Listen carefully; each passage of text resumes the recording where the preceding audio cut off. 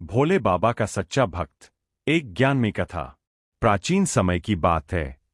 हिमालय की गुफाओं में एक साधु रहा करता था, शिव का अन्य भक्त। वह रोज केवल एक ही काम करता, नमः शिवाय का जप। न धन की इच्छा, न यश की लालसा, बस भोले बाबा में डूबा रहता। एक दिन एक राजा अपने राजमहल से गुजरते हुए उस साधु को देख रुका। राजा ने पूछा, महात्मन, आप तो दिन रात भोलेनाथ का नाम जपते रहते हैं, पर क्या आपको इससे कुछ मिलता है? न महल, न वस्त्र, न भोजन, फिर क्यों यह तप?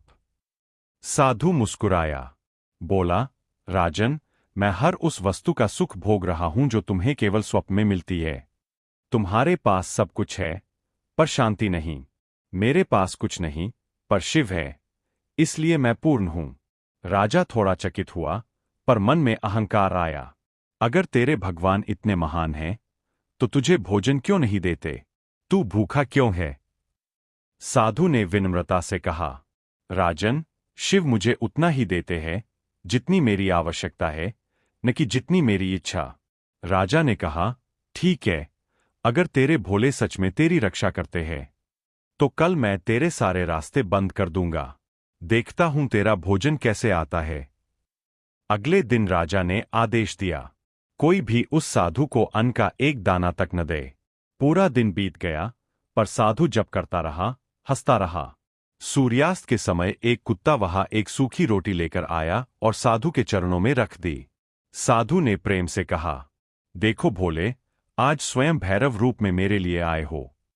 वह रोटी खाकर फिर ध्यान में बैठ गया। रात को राजा स्वप्न में देखता है, शिव स्वयं त्रिशूल लेकर प्रकट हुए हैं और कह रहे हैं, राजन, तू मेरे भक्त की परीक्षा क्यों ले रहा था? जो सच्चे हृदय से हर हर महादेव कहता है, उसकी चिंता स्वयं महादेव करते हैं।